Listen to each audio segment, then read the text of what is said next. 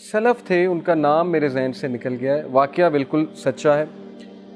ان کے گھر نا باہر رش لگا ہوا، تو ساتھ والے نے پوچھا کہ یہ اتنے لوگ آئے ہوئے ہیں، افسوس بھی کر رہے ہیں، چہرے اترے ہوئے ہیں، پتہ نہیں کیا وجہ ہے۔ تو انہوں نے پوچھا کہ کوئی فوتگی ہو گئی ہے؟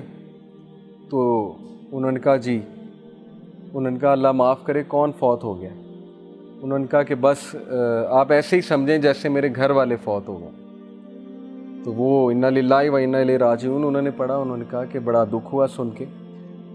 انہوں نے کہا کہ نہیں، اصل میں بات یہ ہے کہ ایک اور بندے نے انہیں کہا کہ بات اصل میں یہ ہے کہ وہ حدیث ہے نا صحیح بخاری کی، کہ جس کی عصر کی نماز جان بوجھ کے نکل گئی، تو it is as if he has lost his family. تو یہ ان کے دوست حضرات آئے ہوئے افسوس کرنے کے لیے ان کے ساتھ کہ آپ کی عصر کی نماز نکل کیسے گئی۔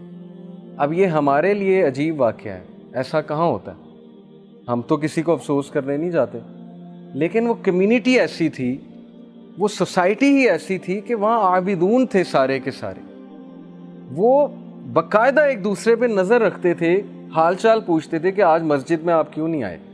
ان کی کرائیٹیریا ہی وہ تھا ایک دوسرے سے محبت کا، حال چال پوچھنے کا، کمیونٹی تھی نا ایک۔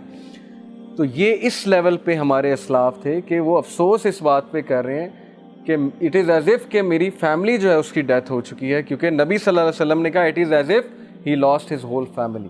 اور ایک حدیث میں آتا ہے جس نے جان بوجھ کے عصر کی نماز ترک کی تو اس کے سارے اعمال برباد ہیں، یعنی اللہ کو پھر اس کے اعمال کی ضرورت نہیں ہے۔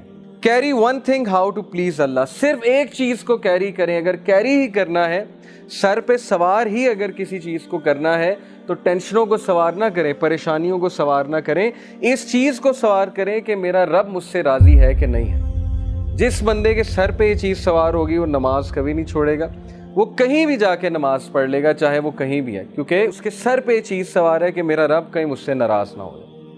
یہ ہے فلسفہ اور یہ محبت ہے اللہ سبحانہ و تعالیٰ سے، بیکاز اف یو پلیز ہم ہی pleases you, fulfils you and enriches you, کیونکہ جب تم اللہ کو پلیز کرو گے اللہ تمہیں راضی کر دے گا۔ اور رسول اللہ صلی اللہ علیہ وسلم کے بارے میں کیا یہ نہیں کہا اللہ تعالیٰ نے، کیا تیرے رب نے تجھے راضی نہیں کر دیا؟ تو اللہ تعالیٰ کا وعدہ ہے کہ میں تمہیں راضی کر دوں گا اگر تم اللہ تعالیٰ کو راضی کرنے میں لگو گے۔